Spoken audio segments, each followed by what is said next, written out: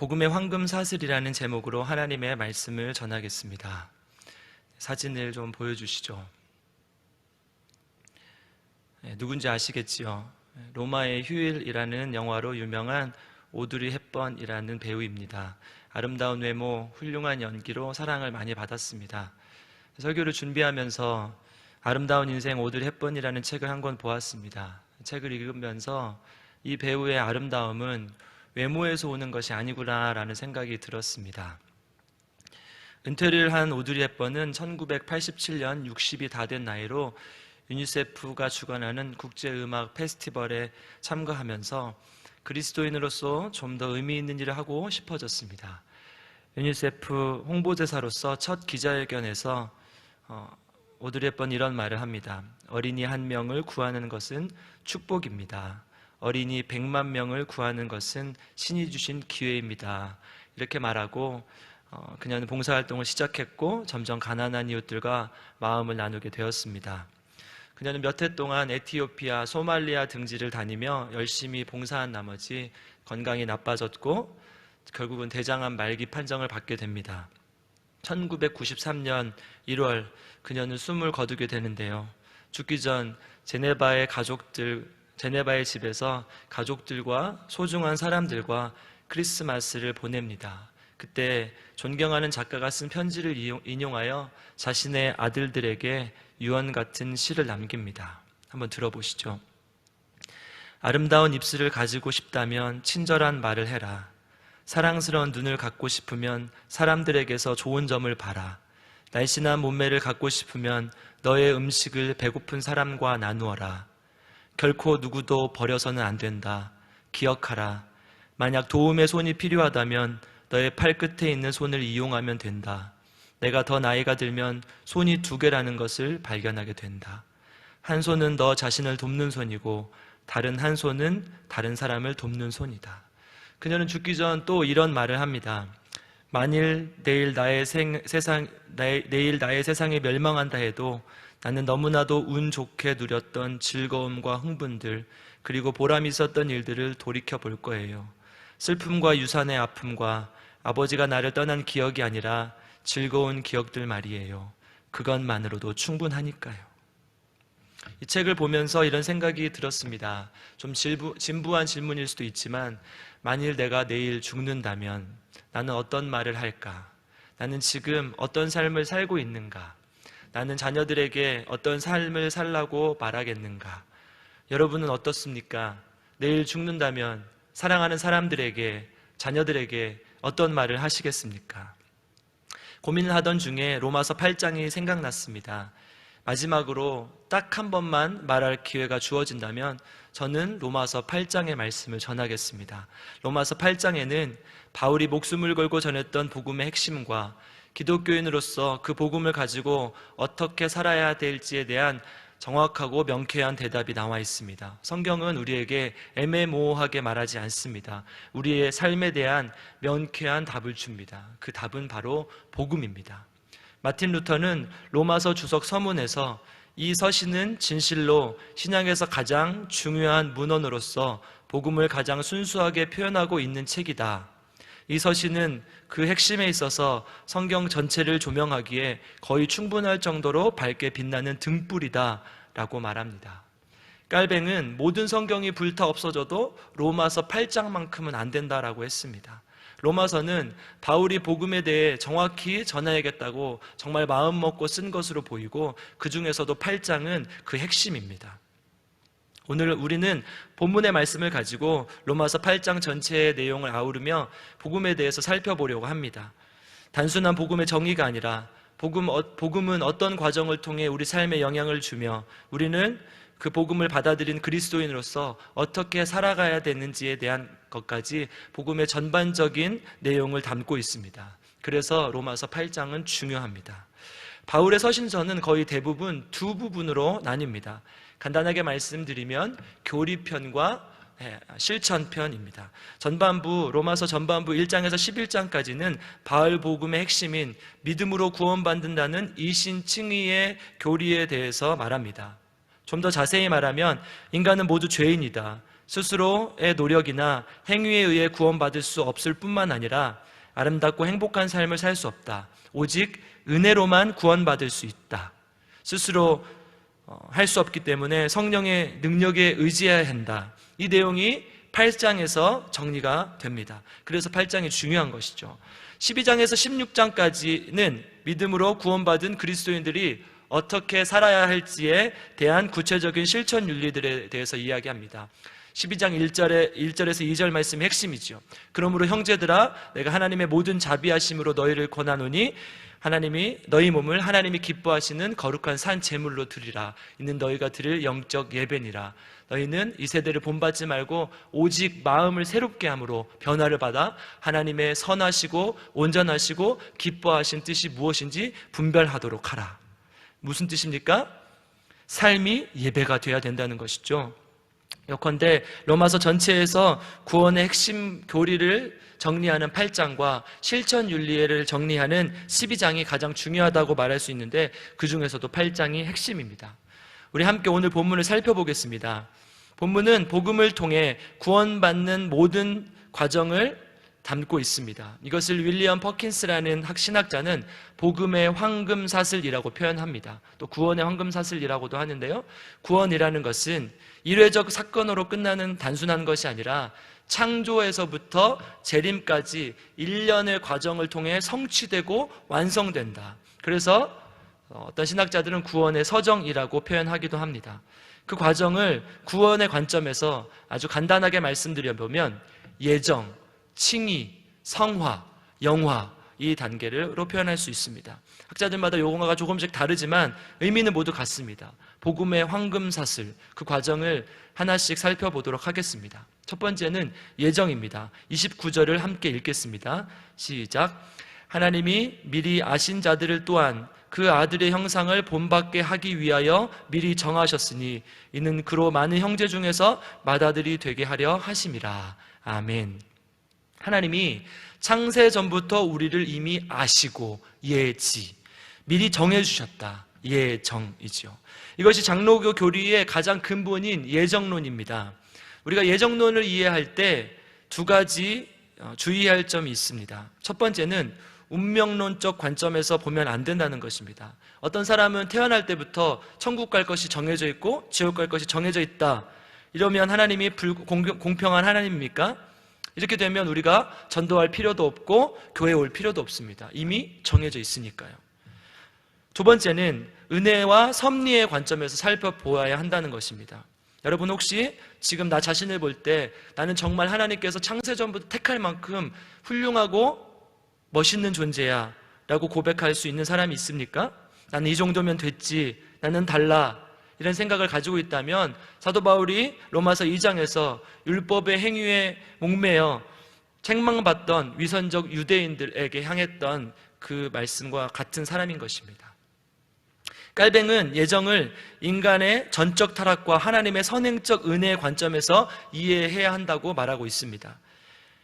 죽을 수밖에 없는 죄인을 이미 은혜로 구원하시기로 작정하셨다는 것입니다. 내가 예뻐서, 내가 뭘 잘해서가 아니라 아무 값도 없이 우리를 택해 주셨고, 내가 죄를 짓고 멀리 가고 조금 돌아가더라도 결국은 하나님의 은혜 가운데 있구나. 이 하나님의 원리가 바로 섭리입니다. 은혜와 섭리의 관점으로 예정론을 다시 정리해보면 나의 구원과 심판은 운명론적으로 결정되는 것이 아니라 나 같은 죄인이 예수를 믿고 구원을 받고 보니 내 노력으로 되는 것이 아니라 이 모든 것이 하나님의 은혜로 되는 것이며 그 구원의 계획은 창세전부터 하나님의 섭리 가운데 있었다. 그리고 믿지 않는 자들에게는 심판이 있다. 이것이 예정론이라는 것이죠. 정리가 되셨습니까? 두 번째, 칭의입니다. 30절을 함께 읽겠습니다. 시작. 또 미리 정하신 그들을 또한 부르시고 부르신 그들을 또한 의롭게 하시고 의롭다 하신 그들을 또한 영화롭게 하셨느니라. 아멘. 구원의 모든 과정이 다 중요하지만 사실은 이 단계가 핵심이지요. 악한 세상 가운데서 하나님은 우리를 하나님의 백성, 자녀로 부르시고 의롭게 하셨습니다. 로마서 8장 13절은 너희가 육신대로 살면 반드시 죽을 것이로되 영으로서 몸의 행실을 죽이면 살리니, 무슨 말입니까? 몸의 행실을 죽이라는 것이죠. 이렇게 하나님은 구원받은 하나님의 자녀들에게 능동적 따름을 요구하시기도 하시지만, 중요한 것은 항상 하나님의 부르심에 의한 수동적 끌림이 먼저라는 것입니다. 이것은 하나님께 모든 주권이 있고 우리가 받는 모든 것이 은혜라는 것을 나타내는 것입니다. 하나님은 반드시 우리를 먼저 불러주십니다. 그리고 하나님은 부르심에 응답하여 믿는 자들에게 의롭다 칭해 주십니다. 좀 더 구체적으로 말하면 로마서 3장 24절의 말씀처럼 그리스도 예수 안에 있는 속량으로 말미암아 하나님이 은혜로 값없다 하심을 얻은 자 되었느니라. 아멘. 예수 그리스도께서 죄인 된 우리를 위해 십자가에 못 박혀 죽으시고 우리의 죄를 속량하셨다는 이 기본적 기독교적 진리를 믿으십니까? 너무나 많이 들었죠. 예수님께서, 하나님께서 왜 이렇게 하셨습니까? 로마서 5장 8절입니다. 우리가 아직 죄인 되었을 때에 그리스도께서 우리를 위하여 죽으심으로 하나님께서 우리에 대한 자기의 사랑을 확증하셨느니라. 왜 그렇습니까? 사랑하시기 때문에. 하나님께서 자기 아들을 내어 죽기까지 해도 아깝지 않을 정도로 우리를 사랑하시기 때문에 이렇게 우리는 구원받은 것이고 하나님께서 의롭다 칭해 주셨습니다. 보통 우리가 복음이라고 얘기하면 구원의 서정에서 바로 이 과정, 칭의만을 말하는 실수를 많이 범합니다. 사실 복음은 구원의 서정 전체의 과정을 통해서 구원을 얻고 완성하는 것에 관한 모든 이야기를 말합니다. 예수 그리스도의 죽음으로 우리가 구원을 얻었다는 이 칭의가 복음의 핵심이라는 것은 부인할 수 없지만 말입니다. 그렇다면 칭의의 열매는 무엇입니까? 구원받은 사람은 어떤 모습으로 살아가야 할까요? 이것이 오늘 설교의 핵심이기도 하고 오늘 본문의 앞부분에 있는 로마서 8장의 주요 내용이기도 하고 오늘 본문은 이 내용을 정리하고 있습니다. 첫 번째 로마서 8장 1절에서 2절을 함께 읽겠습니다. 그러므로 이제 그리스도 예수 안에 있는 자에게는 결코 정죄함이 없나니 이는 그리스도 예수 안에 있는 생명의 성령의 법이 죄와 사망의 법에서 너를 해방하였습니다. 아멘. 칭의의 열매는 구원받은 사람의 첫 번째 특징은 바로 자유함입니다. 해방하였습니다. 앞장인 7장에서 바울은 율법에 대해서 이야기합니다. 7장 12절 율법은 거룩하고 계명도 거룩하고 의로우며 선하도다. 율법이 좋은 것입니까? 나쁜 것입니까? 좋은 것입니다. 그런데 이걸 지키려고 보니까 너무 힘들어요. 자유함이 없어져요. 그래서 사도 바울이 이렇게 고백합니다. 7장 24절의 고백입니다. 오호라 나는 곤고한 사람이로다. 이 사망의 몸에서 누가 나를 건져내랴.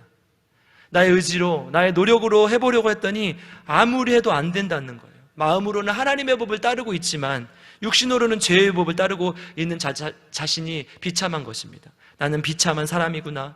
나는 죽일 놈이구나. 나는 안 되는 놈이구나. 이것이 위대한 전도자 인간 사도 바울의 솔직한 고백입니다. 8장 1절은 7장의 내용을 전환하며 바울이 지적한 죄인된 인간의 내적 갈등과 한계를 성령의 힘으로 극복할 수 있다는 담대한 소망을 선포합니다. 죄 때문에 비참한 인간을 생명의 성령의 법이 해방하였다. 구원받은 사람에게는 자유함이 있습니다. 여러분, 우리 안에 자유함이 있습니까? 미국의 정신과 의사 제이든 메이는 지구상의 95%의 인간이 중독을 가지고 산다고 말합니다. 그런데 자기는 아직 5%의 사람을 만나보지 못했다고 합니다. 모든 인간이 중독을 가지고 있다는 것이죠. 중독은 인간이 무엇인가에 얽매여 있고 자유롭지 못하다는 증거입니다. 얼마 전 기독교 영화인 중독이라는 영화가 개봉되었습니다. 거기에 재미있는 통계가 있었습니다. 미국 정부에서 하는 중독 치료 프로그램을 하고 난 뒤 7개월 후에 보니까 치료된 사람이 3% 정도였습니다. 그런데 하나님을 믿는 신앙으로 공동체 안에서 치료된 사람 이후에 7개월 이후에 보니까 89%의 사람이 정상적인 삶을 살고 있었습니다. 여러분, 저는 이것이 복음이라고 생각합니다. 지금 우리 삶 속에, 우리 사회 속에 중독이 안 되어 살아가는 사람이 있습니까? 목회를 하면서 온갖 중독을 직접 목격합니다. 쇼핑 중독, 여행 중독, 맛집 중독, SNS, 게임, 휴대폰, 야동, 스포츠, 토토, 마약, 이런 것이 멀리 있는 것 같지만 사실 우리 주위에 있는 사람들에게서 아주 많이 나타납니다. 한 달 전쯤 후배 아내에게 전화를 받았습니다. 남편이 대학교 때부터 저랑 친하게 지냈었는데요, 아무래도 도박을 하는 것 같다고, 도박에 중독된 것 같다고. 들어보니까 돈을 많이 날렸더라고요. 평생 갚아야 될 양만큼의 돈을 잃었습니다. 1000번도 넘게 이혼하고 싶었는데 자녀 때문에 이혼하지 못했다고 이야기합니다. 얼마나 마음이 아프던지 이제 이번 휴가 때 아내와 함께 그 가정에 찾아가서 함께 예배드리고 울면서 기도하고 권면해 주었습니다. 전 두 가지 권면을 했습니다. 첫 번째는 믿음으로 이겨라. 복음이 너를 자유하게 할 것이다. 둘째, 혼자 못한다. 가정이 믿음의 공동체가 되어야 한다. 매일 가정 예배를 드리고 함께 기도하고 성경을 써라. 이번 주에 연락을 해보았는데 잘하고 있다고 했습니다. 저는 이 가정이 복음의 능력으로 반드시 회복될 것을 믿습니다. 사랑하는 성도님들, 여러분의 가정은 안전합니까? 나는 안전합니까? 그렇지 않습니다.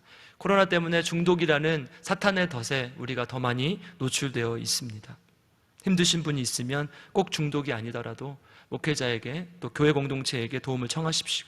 그리고 유혹이 올 때마다 믿음으로 고백하십시오. 그러므로 그리스도 예수 안에 있는 자에게는 결코 정죄함이 없나니 그리스도 예수 안에 있는 생명의 성령의 법이 죄와 사망의 법에서 너를 해방하였습니다. 아멘. 또한 가정을 믿음의 공동체로 선포하고 함께 만들어 가십시오. 그리스도 예수 안에서 자유함을 누리는 저와 여러분들 되시기를 간절히 기도합니다. 두 번째, 8장 6절의 말씀을 함께 읽겠습니다. 육신의 생각은 사망이요 영의 생각은 생명과 평안이니라. 아멘. 구원의 두 번째 열매는 생명과 평안입니다. 이 생명이라고 번역된 조에라는 헬라어 단어는 영원한 생명을 의미합니다.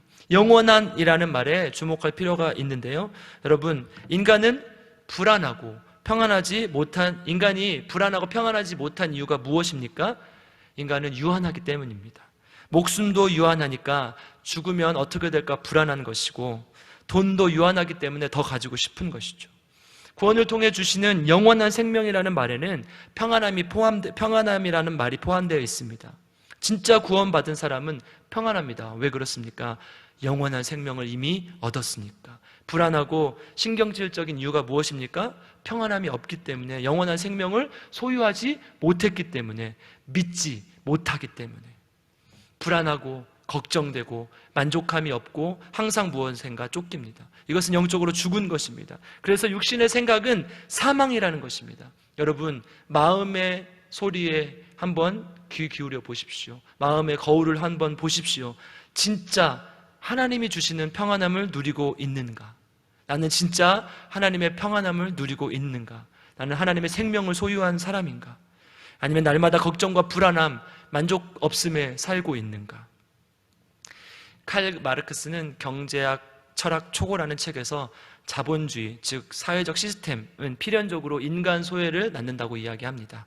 생산물, 노동, 관계, 아름다움, 인간다움, 이 네 가지로부터 소외를 말합니다. 우리가 살고 있는 자본주의 사회는 모든 게 시스템입니다. 천천히 한번 생각해 보십시오. 우리가 속한 교회, 한국 교회는 시스템이 아니라고 자신 있게 말할 수 있습니까?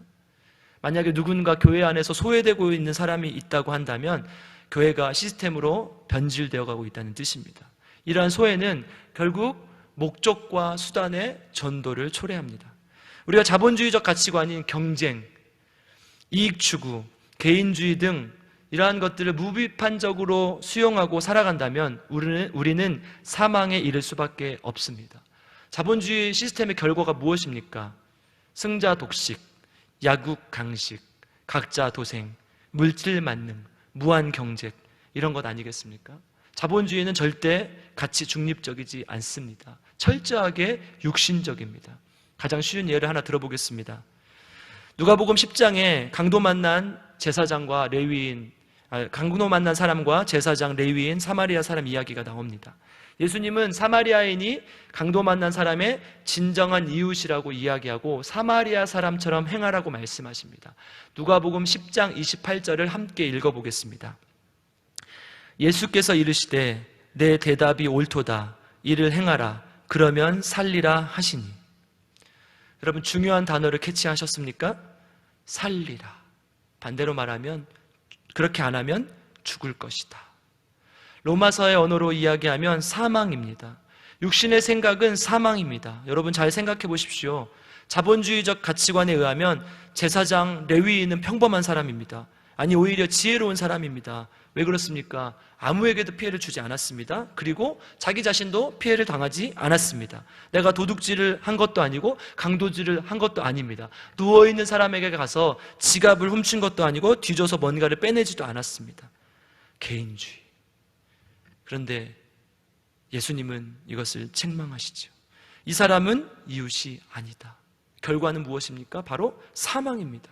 여러분, 마르크스도 자본주의와 시스템의 인간 소외를 막는 유일한 방법은 공동체에 속한 사람들의 윤리와 도덕이라고 이야기합니다. 시스템 안에 아무리 좋은 제도, 아무리 훌륭한 규정을 만들어내도 소용없다는 것입니다. 한 사람 한 사람의 도덕의식이 깨어나야 하며 윤리의식이 깨어나야 한다는 것이죠. 성경적으로 한번 말해볼까요? 한 사람 한 사람이 복음으로 변화되고 그리스도의 사랑을 행하며 살아야 된다. 그래야 교회의 회복이 있을 것이다 라는 것입니다. 여러분 기억하시기 바랍니다. 그 어떤 책보다 뛰어난 성경은 우리에게 단호하게 말하고 있습니다.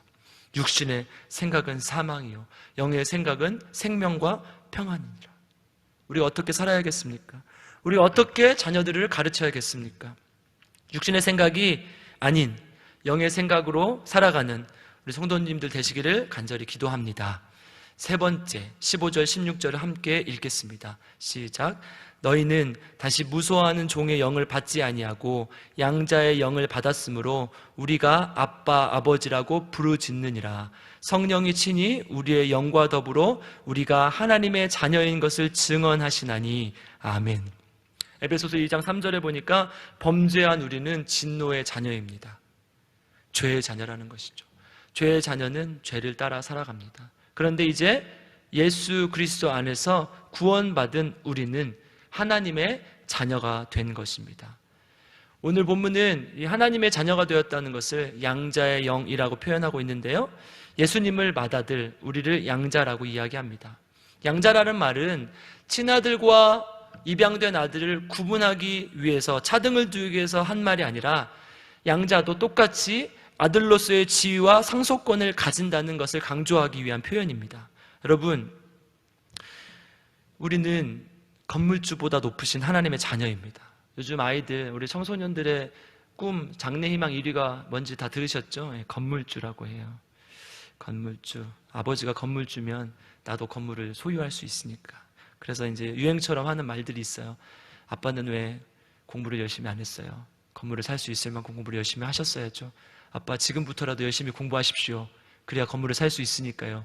내가 건물주의 아들이 될 수 있으니까요. 여러분, 우리는 건물주의 아들이 되고 싶은데 사실 진짜 하나님을 예수님을 구주로 영접한 사람은 건물주보다 훨씬 높으신 하나님의 자녀 아닙니까? 근데 우리는 건물주의 아들을 부러워하는 것입니다. 여러분, 진짜 하나님의 아들의 삶을 살고 있습니까? 오드리 헵번이 죽자 그녀의 동료 셰리든 몰리가 이렇게 그녀를 평가했습니다. 그녀는 공주의 역을 한 배우였지만 그것은 전혀 연극이 아니라 그녀의 삶이었다. 독실한 기독교인이었던 그녀는 왕이신 하나님 아버지의 자녀, 하나님 나라의 공주로 살았습니다. 나는 죄의 시녀입니까? 공주입니까? 나는 세상의 노예입니까? 왕자입니까? 진짜 왕이신 하나님의 자녀로서 권세를 누리며 살아가는 저와 여러분 되시기를 간절히 기도합니다. 아멘. 칭의의 열매는 복음의 황금사슬로 자연스럽게 연결됩니다. 잊지 말아야 할 것이 있습니다. 17절을 함께 읽겠습니다. 시작. 자녀이면 또한 상속자 곧 하나님의 상속자요 그리스도와 함께한 상속자니 우리가 그와 함께 영광을 받기 위하여 고난도 함께 받아야 할 것이니라. 아멘. 여러분 아멘이십니까? 표정이 달라지셨습니까? 표정이 달라졌다면 생각을 좀 해봐야지요. 건물을 상속받았으면 좋겠는데, 건물주의 아들이었으면 좋겠는데 뭘 상속받으라고 하고 있습니까? 고난을 상속받으라고 합니다. 우리가 자녀 이야기하면서 긍정의 심리학에 속아 우리는 진짜 하나님의 멋진 자녀야, 얼마나 좋니? 대부분 여기에서 끝납니다. 맞지요? 그런데 명심하십시오. 믿음으로 구원받고 은혜를 알았는데 세상은 그대로입니다. 세상은 전혀 바뀌지 않았습니다. 오히려 세상은 점점 악해져 갑니다. 그래서 그리스도인으로 살아갈 때 우리는 반드시 고난을 당할 수밖에 없는 것입니다. 교회를 다닌다고 핍박을 받는 것도 고난일 수 있고 불이익을 당하는 것도 고난일 수 있습니다. 그러나 그냥 그리스도인으로 살아가는 것, 하나님의 자녀가 되는 것 자체가 고난입니다. 나는 쾌락을 추구하고 싶은데 성경은 절제하라고 이야기하고, 나는 남에게 피해를 주지 않기만 한다면 나만을 위해서 살고 싶은데 이웃을 사랑하라고 하고, 넓은 길로 가고 싶은데 좁은 길로 가라고 성경은 이야기합니다. 이것이 고난이지요. 마가복음 14장 36절에 함께 읽겠습니다. 아빠, 아버지여, 아버지께서는 모든 것이 가능하오니 이 잔을 내게서 옮기시옵소서. 그러나 나의 원대로 마시옵고 아버지의 원대로 하옵소서 하시고, 십자가의 고난 앞에서 성령의 길과 육신의 길 사이에 서 있던 예수님의 실전적 고백입니다. 그리고 예수님은 하나님의 자녀의 길을 선택합니다. 고난을 상속받은 것이지요. 물질과 쾌락으로 대변되는 육신으로 가득한 세상에서 우리는 계속해서 선택을 요구받습니다. 육신을 따라 살 것인가, 영을 따라 살 것인가. 영의 생각을 따르는 것 자체가 고난입니다. 여러분, 우리가 하나님을 아버지라고 고백하고 우리가 하나님의 자녀라고 고백하는 것은 자녀로서의 누리는 특권, 단 열매만 따먹겠다는 것이 아니라 하나님의 자녀가 되면 마땅히 따라오는 고난도 함께 상속하여 하나님의 자녀로 살겠다는 의지적 결단입니다. 오늘 본문 29절 상반절에 보니까 하나님이 미리 아신 자들을 또한 그 아들의 형상을 본받게 하기 위하여 미리 정하셨으니. 아멘. 본받게 하기 위하여, 예수님을 닮은 자로 살게 하기 위하여, 그리스도를 닮게 하기 위하여. 이것이 무엇입니까? 우리가 신학적 용어로 표현한다면 성화이죠. 고난도 상속받은 자녀의 삶과 예수님을 닮아가는 삶은 같은 의미라는 것입니다. 하나님이 우리를 예정하시고 구원하신 이유, 구원의 목적은 바로 이 땅에서 하나님의 자녀로서의 삶, 예수님을 닮아가는 삶, 성화를 이루는 삶을 통해서 하나님의 나라를 확장하려는 것입니다.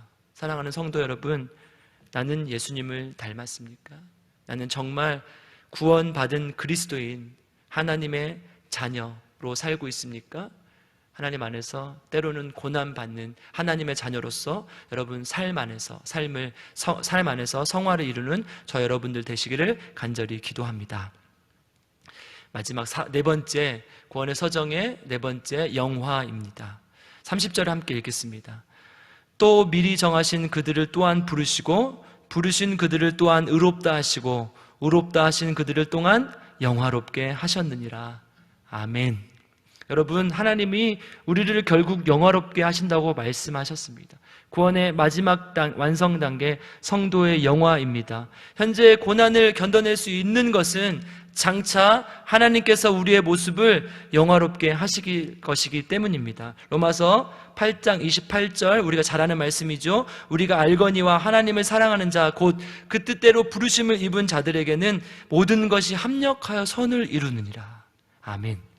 여러분, 합력하여 선을 이룬다는 말은 우리가 힘을 합쳐서 모든 것이 합력하여 선을 이룬다는 것은 힘을 합쳐서 뭔가를 이루겠다라는 것이 아닙니다. 우리의 삶을 보니까, 구원의 모든 여정을 보니까 때로는 힘들고 어려움이 있어도, 때로는 좋은 일이 있고 때로는 기쁜 일이 있어도, 때로는 어떠한 일이 일어나도 이 모든 것이 하나님의 구원의 여정 가운데 있어서 합력하여서 선을 이루는 것, 그래서 결국은 영화로운 삶을 영위하게 되는 것이다, 이것을 얘기하는 것입니다. 여러분, 그런데 문제가 있습니다. 죄악으로 가득한 세상에서 전적으로 타락한 인간이 정말 성화의 과정을 견뎌낼 수 있습니까? 결론적으로 말씀드리는데요, 두 가지가 필요합니다.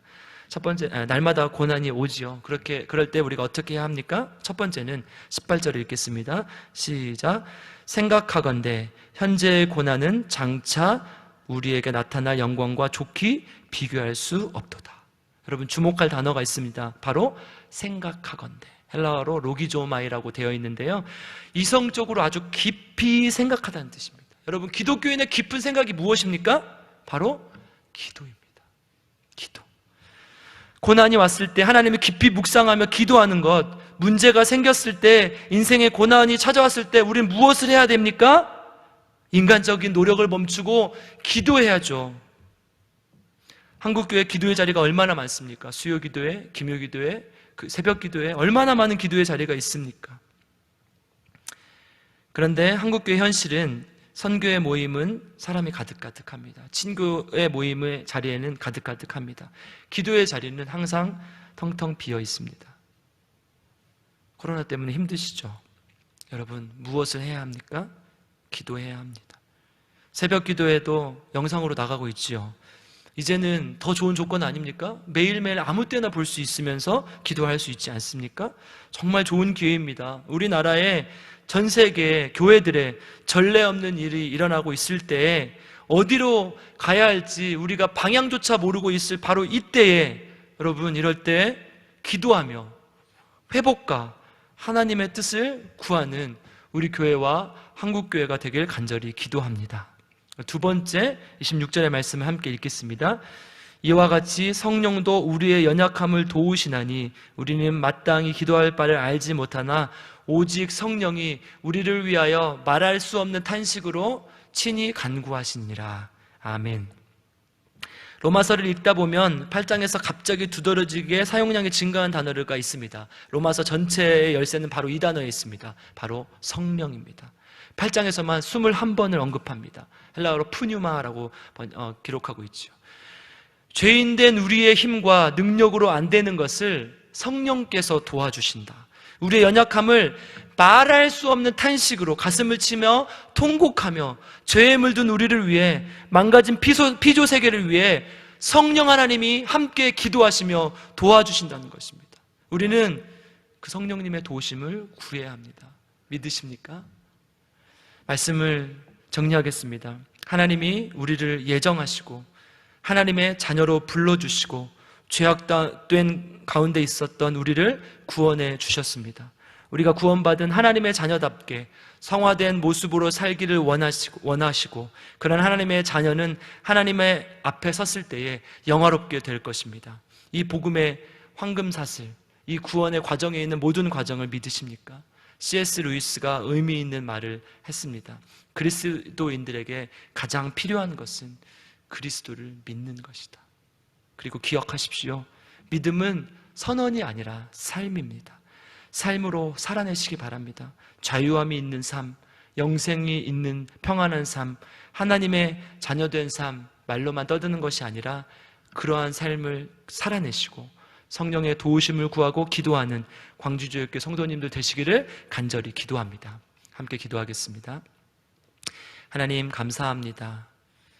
거룩하고 복된 주일, 비록 함께 모여서 예배드리고 있진 못하지만 각자의 처소에서 하나님을 높이며 함께 기도하며 말씀을 통해 은혜를 나누게 하심을 감사드립니다. 하나님, 우리에게 주신 말씀처럼 우리가 하나님의 자녀답게 살아갈 수 있도록 하나님께서 인도하여 주시옵소서. 성령의 도우심을 구하고 기도하는 삶을 통해서 하나님의 뜻을 알고 하나님께 나아가는 귀한 하나님의 자녀들 될 수 있도록 하나님께서 인도하여 주시옵소서. 감사드리며 예수님의 이름으로 기도드립니다. 아멘. 하나님은 창세전부터 우리를 구원받은 하나님의 자녀로 예정하셨고 불러주셨습니다. 우리의 삶에 구원받은 자의 합당한 자유가 있습니까? 무엇인가에 얽매여 있습니까? 우리 안에 하나님이 주시는 영원한 생명과 평안함이 있습니까? 불안과 불만족이 있습니까? 우리는 왕이신 하나님의 자녀입니까? 세상 물질과 쾌락으로 대변되는 세상의 종입니까? 세상의 거대한 도전 앞에서 육신의 생각과 영의 생각이 충돌할 때 하나님의 자녀로서 고난을 기쁜 마음으로 상속하십시오. 문제가 있을 때, 고난이 닥쳐올 때 모든 합당한 수단과 방법을 내려놓고 기도하십시오. 말할 수 없는 탄식으로 우리의 아픔에 공감하시며 우리를 도와주시는 성령님을 의지하십시오. 우리 아버지 되신 하나님께서 우리를 선한 길로 인도하실 것입니다. 아멘. 이제는 십자가에 못 박혀 죽으심으로 우리를 모든 죄에서 구원하시고 부활하시어 죽음을 이기시고 우리에게 생명을 주신 주 예수 그리스도의 값없는 은혜와 창세전부터 우리를 아시고 예정하시고 불러주셔서 자녀 삼아주신 하나님 아버지의 끝없는 사랑과 언제나 우리를 도와주시고 말할 수 없는 탄식으로 우리를 위해 친히 간구하시는 성령의 권능이 오늘 말씀을 듣고 구원의 모든 과정을 이해하고 우리가 하나님의 나라에서 영화로운 모습으로 설 때까지 성령의 능력에 의지하여 기도하며 이 땅에서 하나님의 나라의 자녀로 살아가기로 작정하는 모든 성도들과 광주제일교회와 코로나가 하루빨리 종식되기를 소망하는 세계 열방 가운데 지금부터 영원토록 함께 계시기를 간절히 축원하옵나이다. 아멘.